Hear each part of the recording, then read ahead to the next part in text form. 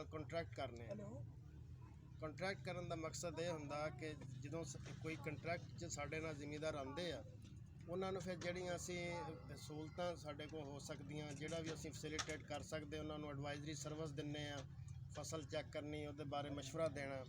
ਉਹ ਫਿਰ ਜਿਹੜੇ ਭਾਈ ਸਾਡੇ ਨਾਲ ਅਟੈਚ ਹੁੰਦੇ ਆ, ਉਹਨਾਂ ਨੂੰ ਫਿਰ ਅਸੀਂ ਜਿਹੜਾ ਨਾ ਉਹ ਸਹੂਲਤਾਂ ਦਿੰਦੇ ਜੀ। ਉਸ ਤੋਂ ਇਲਾਵਾ ਵੀ ਇਹ ਕੰਪਨੀ ਜਿਹੜੀ ਆ ਰਫਾਏ ਆਮਾ ਦਾ ਵੀ ਕੰਮ ਕਰਦੀ ਹੈ। ਉਹਦੇ ਵਿੱਚ ਜਿਹੜੇ ਸਾਡੇ ਗਰੀਬ ਭਰਾ ਨੇ, ਜਿਹੜੇ ਲਾਭੇ ਨੇ, ਉਹਨਾਂ ਦੇ ਜਿਹੜੇ ਬੱਚੇ ਆ, ਉਹਨਾਂ ਨੂੰ ਅਸੀਂ ਸਕੂਲ ਦੀਆਂ ਕਿਤਾਬਾਂ ਵਗੈਰਾ, ਬਸਤੇ, ਉਹਨਾਂ ਦੇ ਯੂਨੀਫਾਰਮ, ਉਹ ਵੀ ਉਹਨਾਂ ਨੂੰ ਦਿੰਦੇ ਆ। ਔਰ ਉਹਨਾਂ ਬੱਚੇ ਜਿਹੜੇ ਨਹੀਂ ਪੜ੍ਹਦੇ, ਛੋਟੇ ਬੱਚੇ ਹੁੰਦੇ, ਉਹਨਾਂ ਵਾਸਤੇ ਅਸੀਂ ਤੰਬੂ ਉਹਨਾਂ ਨੂੰ ਦਿੰਦੇ ਆ, ਜਿਹਦੇ 'ਚ ਬੱਚੇ ਬਹਿ ਜਾਂਦੇ ਸਾਏ ਦੇ ਵਿੱਚ, ਵੈਸੇ ਉਹ ਗਰਮੀ 'ਚ ਖੇਲਦੇ ਆ।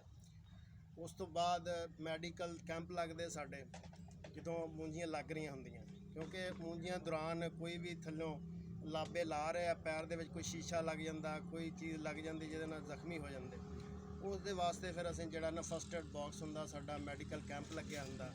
ਇੱਕ ਕੈਂਪ ਸਾਡਾ ਉੱਥੇ ਲੱਗਦਾ ਜਿੱਥੇ ਮੂੰਜੀ ਲੱਗ ਰਹੀ ਹੈ, ਇੱਕ ਕੈਂਪ ਉੱਥੇ ਲੱਗਦਾ ਕਿ ਜਿਹੜਾ ਨਾਲ ਪਿੰਡ ਹੋਏਗਾ, ਤਾਂ ਕਿ ਦੋਵਾਂ ਸਾਈਡਾਂ ਤੋਂ ਹੀ ਕੋਈ ਲਾਬੇ ਨਹੀਂ ਵੀ ਗਏ, ਉਹਨਾਂ ਨੂੰ ਅਸੀਂ ਜਿਹੜਾ ਫਸਟ ਏਡ ਜਿਹੜੀ ਇਮਦਾਦ ਦਈਏ। ਉਸ ਤੋਂ ਇਲਾਵਾ ਛੋਟੇ ਬੱਚਿਆਂ ਕੋਲ ਲੇਬਰ ਦਾ ਕੰਮ ਕਰਾਉਣਾ।